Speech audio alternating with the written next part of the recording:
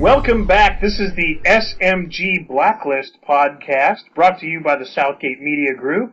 I'm one of your hosts, Jack Wengroski, number 23 on the list. And with me is... Number 13, Melissa Maxey. All right, so we're back. Our new episode is the Mombasa Cartel, number 114 on the list. The awkward silence.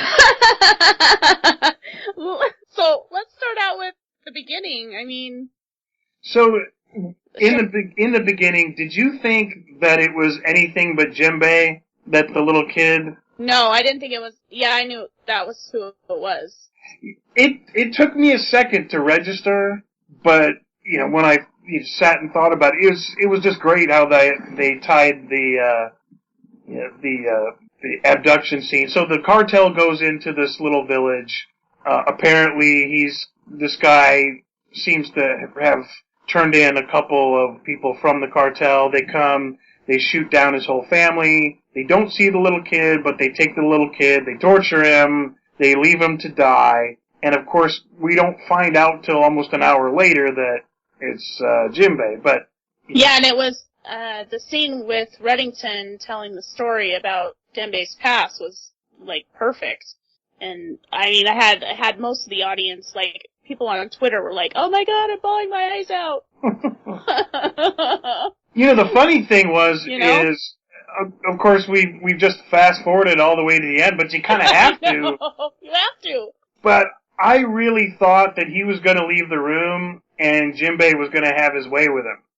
Oh. I didn't see it going that way. I thought, he was going to, I'm going to let you go, but you're going to have a talk with Djembe, and he's not going to let you live.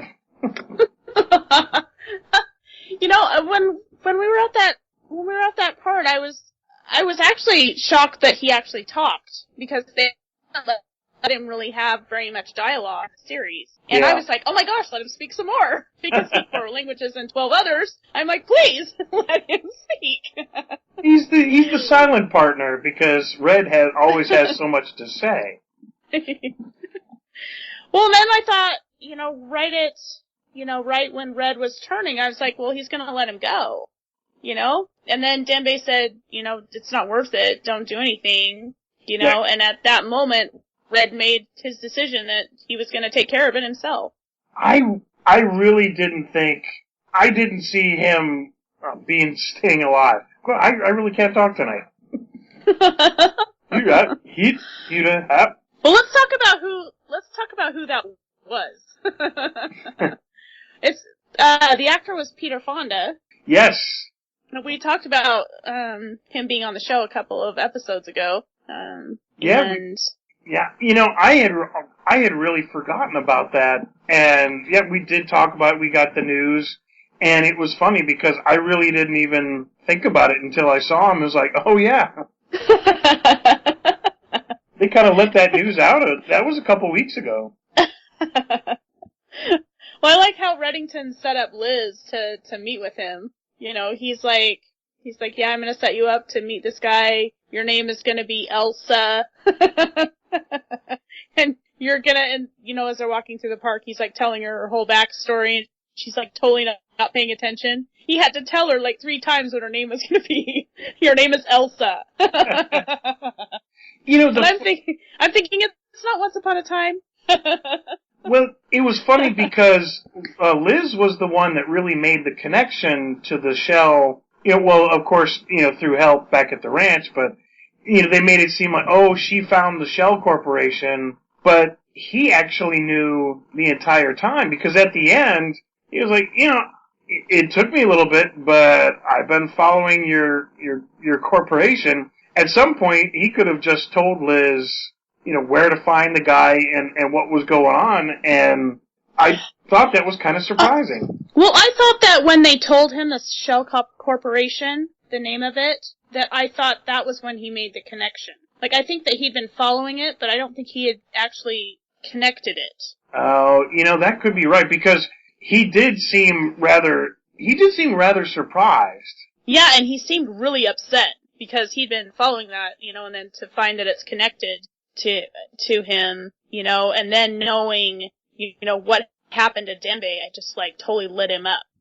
Yeah, boy, the kind of hypocrite that guy was just amazing. You've got this guy that supposed, nutty crunchy, and he's all for human rights and all that, and pretty much responsible for human trafficking and all this, just because, it benefits humanity by creating this monopoly. It's like, wow, that's...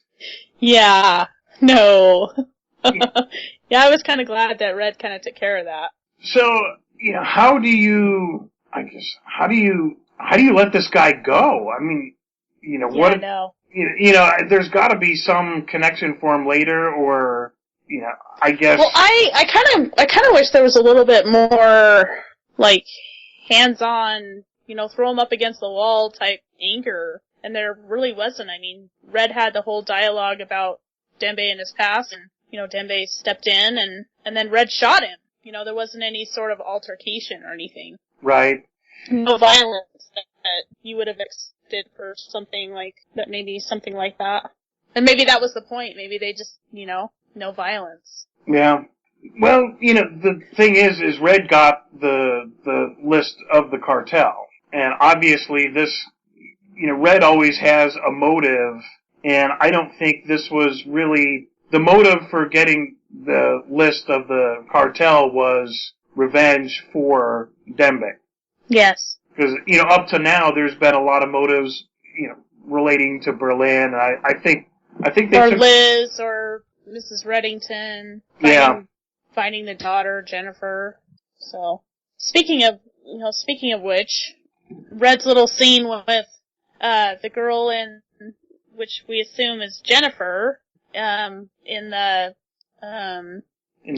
leaves his hat, and she's like, oh, you left your hat, and he's like, oh, and, they had this little exchange, kind of a, meeting exchange, that was kind of interesting. It was kind of sweet. It was just he gave a fake name, and of course, he set it up, but it was a very gentle kind of approach. Yeah. Did he want to do it just to set something up for later, or was it just, I got to talk to her, see what kind of person she is, just a quick exchange? I definitely think it's a setup. I think it's a setup so he can talk with her more. I don't know exactly what he wants, what kind of information he's looking for from her. And, are we under the impression that she's his daughter still? I mean, I think that's what they're trying to make us believe. Yeah, it's a mystery. When they kind of go in the flashback when Red was watching the old Super 8 video, the curly-haired girl looked much more like her than Liz. Yeah. When you look at it, and then you look, I think that's the way they're going. Liz is something special, but maybe not his daughter. I don't know. It's still up in the air. I'm still kind of leaning toward Liz being his daughter, and I think they're just doing something to throw us off. It could be. They've played it for so long that they could go, any number of ways and said, oh, you know what? He's got two daughters. Ah, fooled you. You thought it was one or the other. Well, the big thing for this episode was finding out what Lizzie's secret was. So I guess we found that out. But I want to, the funny part about it was, her bodyguard. She goes into the place and finds the big muscle guy on the ground. Right. We're like, what the heck? And then all of a sudden the bodyguard pops out. He's like, do you want to tell him or should I? And I was like, oh my god, that's the best line in the whole episode. So, are we to assume that Tom got to the bodyguard or the sniper got to the bodyguard? The sniper got to the bodyguard so he could find out what was behind the door. Oh, gotcha. Yeah, I'm slow. I couldn't really tell if, but I guess that makes a lot of sense, which is why you're here and... Hey, it was your birthday. It's still your birthday here. That's right. Yes, for our listeners, today, October 29th, is my birthday. And actually, we're kind of recording late here in Florida, but back in Idaho, it's quite a bit earlier. You're on potato time. I'm on potato time. I'm not sure I like that. But I just made it up.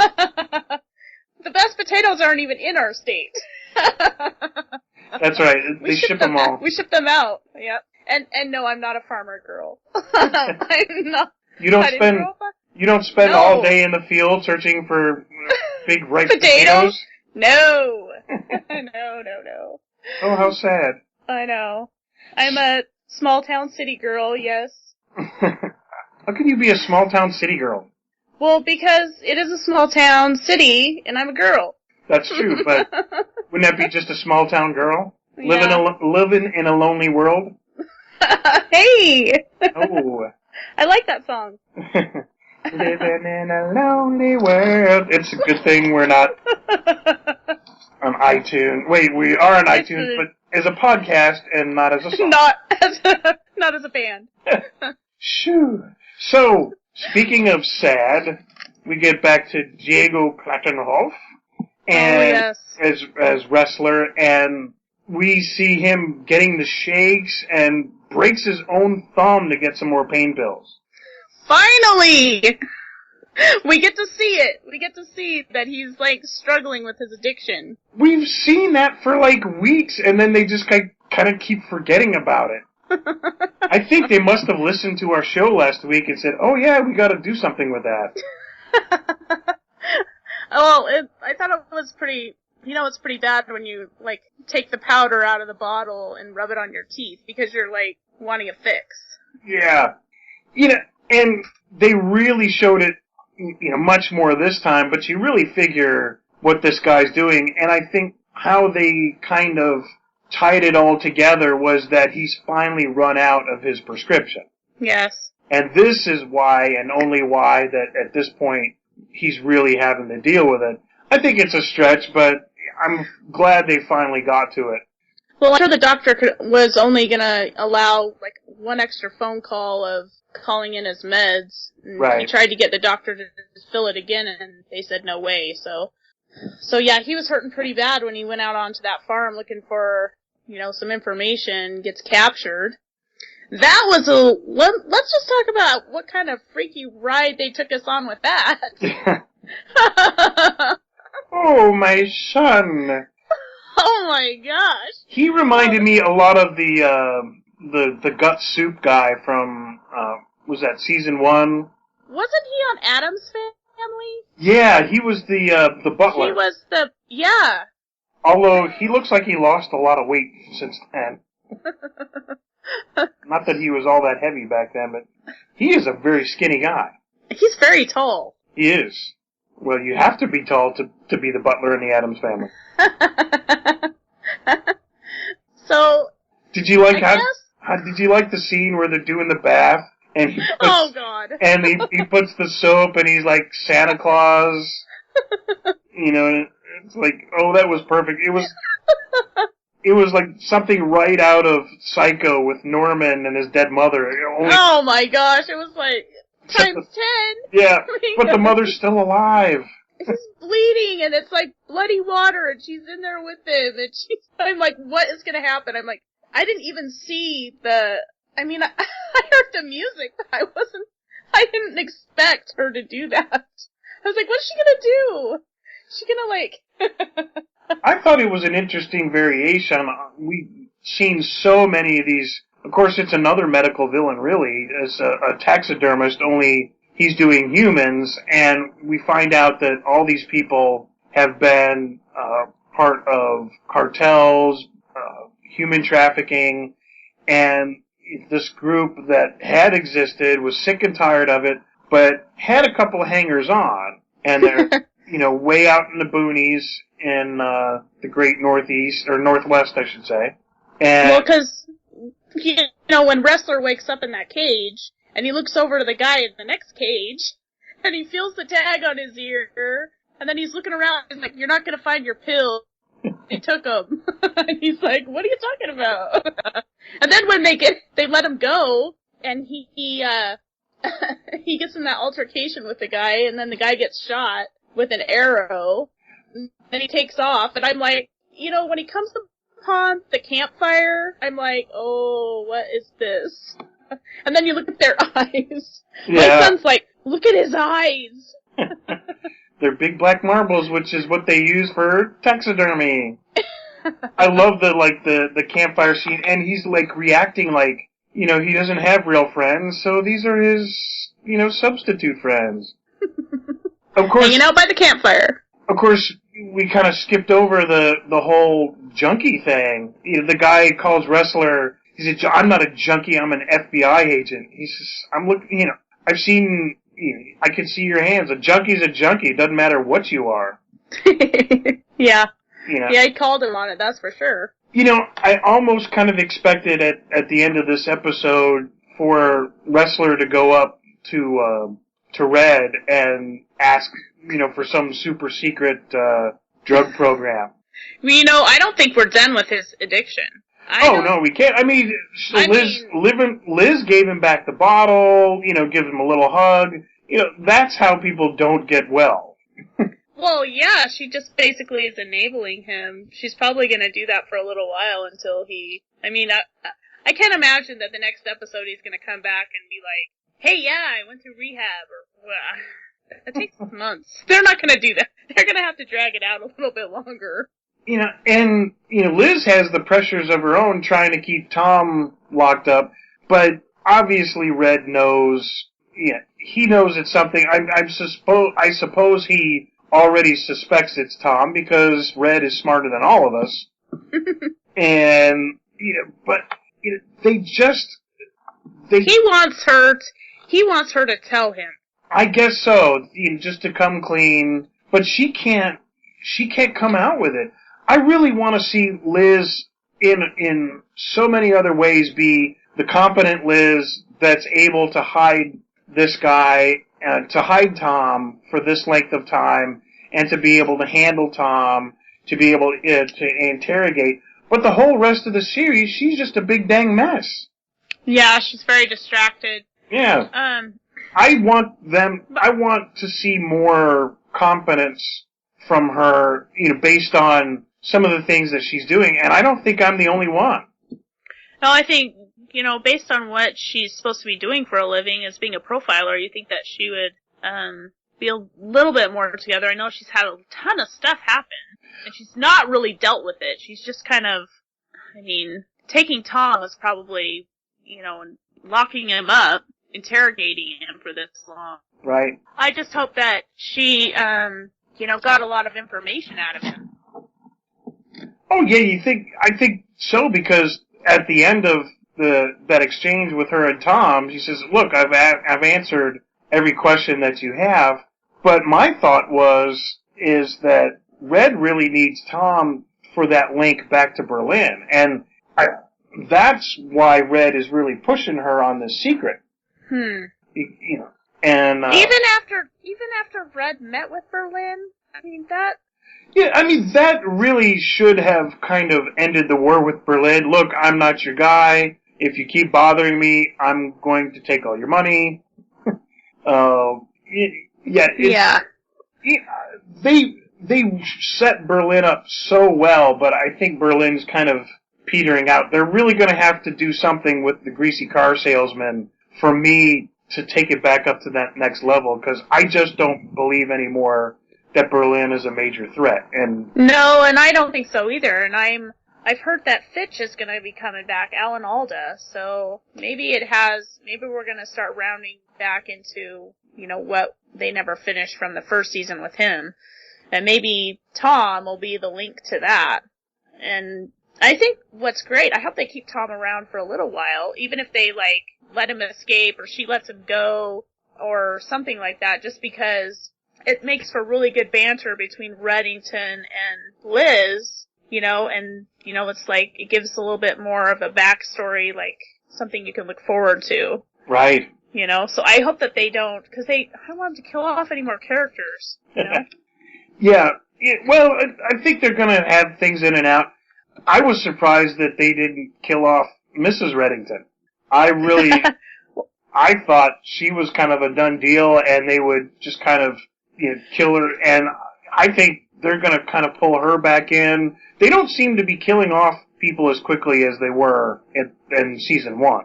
No, and I'm glad that they have that, the Mrs. Reddington section now. They've opened up a bunch of stuff and questions for us about how exactly they knew each other and what their past was, and then they let her go. So I'm hoping that they'll round that back up and bring her back to answer some more questions, because she knows a lot about Liz and, and what Reddington's hiding, and she wants Reddington to talk to her about what he knows. Right. So I'm hoping, by the end of the season, and we're coming up on the winter finale, where we have a break and then come back. So I wonder what's going to happen. I don't think that they'll bring her back this soon. No, my conjecture is that they will do something with Tom. Tom will escape, or something will happen between Reddington will get him for a bit, or some sort of exchange where the central thing is Tom kind of getting out of the basement, and because Reddington's got to get a hold of Tom to get to Berlin. Yeah. That's something. It's just a must. So. They'll probably have him kind of regroup, try and make a hit on Reddington. Reddington, turns the tables on him in the last minute and, has him behind his own door number 1. I don't know. It'll be interesting to see what they do with Tom. Now that the bodyguard knows and Liz took care of him, so that was funny. Yeah. He's like, have you talked to him yet? Have you told him? She's like, oh no, and she's got binoculars. She's watching as, the team goes in there and, captures him. And she already threatened Red before, in the episode about getting rid of him. If he wasn't going to get rid of him, she was, so she right. did.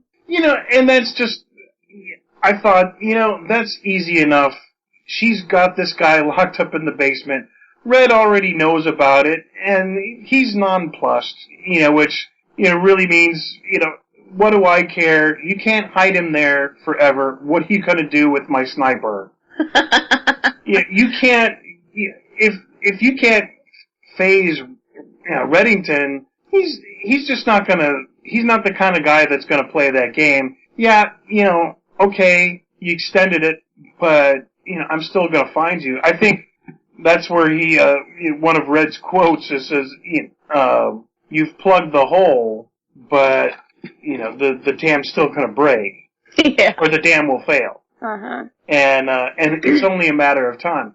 He's gonna get his, that's just so obvious as a temporary thing. It was kind of a fun scene, but it just didn't fully work in her favor, I think, because now it's just super obvious that she's hiding something, and now she can't even hide the fact. She can't even hide that fact anymore. No, and it's almost like he's letting her, kind of get her yayas out, I guess, with him, because he knows she's so messed up over it that he's kind of letting her play with him like a cat and a mouse thing. Right. And he's distracted anyway because he was looking for Zoe, and he found Zoe, so he's got a bunch of other things going on the side, and he's, he keeps asking Liz about what her secret is. Right. But he's not really pressing her. He's not really saying, give it up or else. So he's almost waiting for some opportune moment to use it. Right. I think that, I'm starting to wonder if when Liz was in that kind of hideout mode, and if that wasn't as much hiding from Reddington as whoever she thought she was hiding from, because obviously it's not Tom. Well, no, because she's had him this whole time. Right, so that whole thing doesn't make sense from a writer's perspective. Except for, people looking, there's other people probably looking for Tom. The people that he's working with are probably looking for him too. So she's probably doing a little bit of, trying to stay out of, eyesight, or to stay away from people looking for Tom, because she doesn't want anybody to know that. So she's being covert about everything. Right, so everybody assumed that she was being paranoid, but what they didn't know is what she was trying to cover up her tracks with this whole kind of illegal operation. Because the FBI finds out about this one, that's just straight up kidnapping. Yeah. I mean, she's going to be in deep trouble. Oh, yeah. So she's going to need, maybe that's another reason why she's not going to, give Wrestler a hard time. She's going to need some backup later. Maybe, but that's, I really want to see Wrestler go to the Reddington School of Rehab. Hard Knocks? Oh. Yeah. like Red sets him up with this kind of rehab thing and pulls him through and gets him all better. Or like a Frankenstein moment where he has to get on an electric shock table? No, not like that, but, has a room where he's locked up and, he's, keeping him fed and hydrated and blah, blah, blah. Because he's not going to be able to, you can't just check yourself in and keep your FBI job. No. Like when I was in the Army, if a soldier had a problem with drugs, you could self-refer and you got one chance. Ooh, sounds like you got a text. That time of night. Must be my birthday. Oh wait, no, that's your phone. But you're having a drug issue in the Army, they'll give you one chance. You can self-refer and you won't lose your job, but I don't know that the FBI would give you that second chance, second chance. I think if the FBI finds out about it, he's done. So I really think there's going to be some sort of kind of underground dungeon that they're going to put him in, and Red has this source, a source that comes in to help him, or maybe even Mr. Kaplan. That would be awesome. Let's do that. Yeah. Let's bring Mr. Kaplan in to cure Wrestler of his addiction. Let's make this happen. we need some fans to come on board with this. I know. You know what? I'm going to do a tweet while we're doing the show. I'm going to tweet that out. Mr. Kaplan rehab for Wrestler. Yes. So yeah, keep an eye out for that. I like Mr. Kaplan. They need to have more Mr. Kaplan on screen. I know. So let's see. What else? What else do we have? You plugged the hole. This time will fail. Let's see. Any other? Namaste, Jeff. Like Jeff is Peter Fonda, and he's sitting there with his candles, doing his meditation, and all his third stream kind of, or new age kind of stuff, and he just appears out of nowhere. Namaste, Jeff. Yeah, as soon as they told him when he was in his limo about the company, and he realized that it was him, he was immediately at his place. Yeah. I like how they do that. They don't show there's no transition. He's just in his limo, and then he's like right in the guy's face. Oh, and what about the music? Every time that they were showing in the cabin for the human taxidermist. Yeah, what was the song? You better run for your life. They pick the best songs for this stuff. They do. They're doing a really great job. And and then the last quote that I had written down was, "Liz, you can't hide me forever." So, oh yeah, Tom and his pleading. Mm-hmm. His pleading to. Oh yeah, and then he said, "If you're gonna kill me," he goes, "I want you to look me in the eye." Yeah, that's the funny part is with all this stuff, that should be the least of Liz's worries. Well, she obviously still has feelings for him, because in the previous episode with Samar, she was talking about how they were going to have a baby together, and she's still kind of waffling between her feelings for him and how much she hates him. Yeah. So, I just know that all the fangirls were happy to see Tom with a beard. He was looking very rustic. Yeah, they were like, "Oh, baby." We're going to see Tom on the outer part of the bounty quicker picker upper rolls. What's the? Is it a bounty with the lumberjack on the? Yes. Yes. Lumberjack Tom. Sorry about the random reference, but I thought it was kind of appropriate. Oh, I'm not sure she's feeding him very much. He looked pretty healthy. You know, that beard was nice and full and dark, and he didn't look like all emaciated. Yeah, not like the guy that died in the bathtub.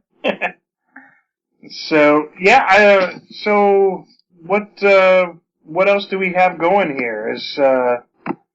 Are we kind of at the end? Do we have any, They posted pictures for the next episode, and I can't quite figure out, I can't quite figure out what's going on with it.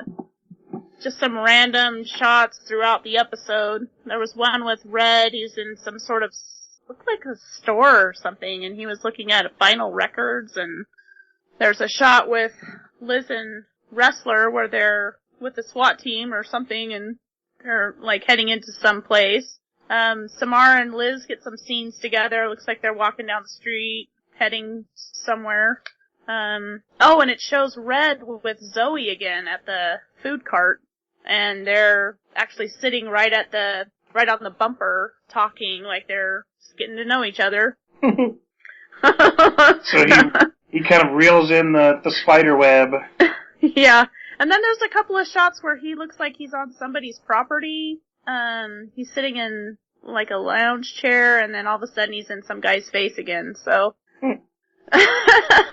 Typical episode! Yeah, I'm looking forward to that. So is the next one, that's not the Christmas break finale, is it? Or is it not the fall, is that the... I don't know if it's the fall finale next week. Yeah, I don't think so. I think we got a couple more. I think we have a couple more. And then, yeah, so what are your predictions for the break? I've already put it out there. I think it's some big thing with Tom. And I think it's going to be some big thing with Fitch, Alan Alda. Yeah. And I'm kind of hoping Tom escapes. I'm kind of hoping he gets the drop on her and escapes.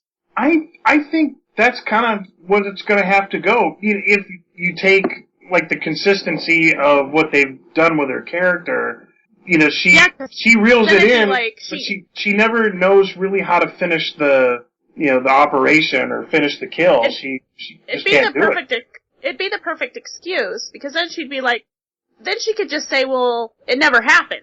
Right. Right? Because she wouldn't have to fess up to anybody about, or tell Red or anybody. But he's gonna find out. Yeah. But it would be cool for the story if he got away, and then she could be like, oh, it's like I never even, But we know, and it would be a really good, like, psychological thing for her and for us, because she would have to deal with it mentally. So. And she needs to do that because she's a profiler, and she needs to be doing more, profile stuff. That's she needs funny. To be doing more psychological stuff. You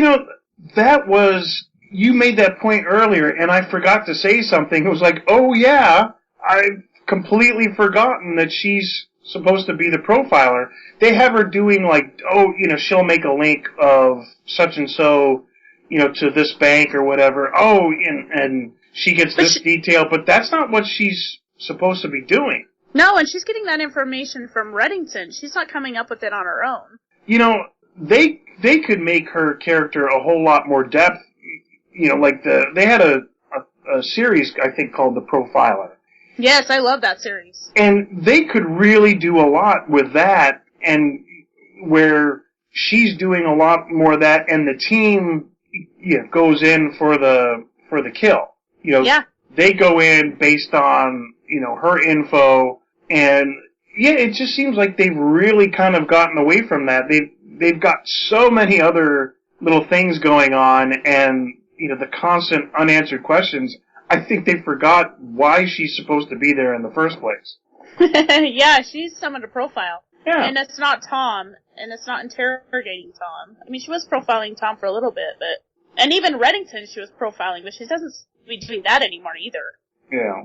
We don't have there's no sort of backstory of her doing any, besides the spiderweb, collage that she's been doing. I mean, that's what they're showing her profiling skills, but I think they need to take it a little bit deeper. Yeah. I think it would really it would give her the competence, and even like the confidence or for us, the confidence in her to do what she does. Because I think, the only thing that you could focus on in the whole first season was Liz in the wig. It was like her hair was the only consistent thing that they had. That's the truth. Maybe I'm a broken record, but I'm just kind of dying for, Liz to kind of get it together and, give the Chuck Norris, roundhouse kick and take care of business, Liz. Yeah, I'm hoping that now that, maybe she's becoming closer with Samar, maybe that we'll get a little bit more of that. Yeah. And they've kind of they set up the whole thing with Samar and, with computer guy. Amir. And, Amar. And they didn't really do anything with that. I think they will. I think that they just kind of, gave us a little tease. It's funny that they have these little kind of storylines, but they'll skip 2 or 3 episodes in between to kind of take care of other stuff. Yeah, they have a lot of stuff going on. It's kind of hard. It's not like they have a show where it's like Mulder and Scully. It's just the two of them, and they're, they have a whole bunch of people that they have to, they all have their own backstories, and they all kind of intertwine, and so that would make it hard for them to, it's not even like Castle, where you have 2 main characters and then, everyone else. Liz and Reddington are definitely the focal point, but they have a lot of other backstories with Wrestler and Samar and Amar and Harold. They have a really great cast, and they just have opportunities to do so many different things. Yeah. Yeah, it'd be nice to see, it'd be interesting to see what they do with that.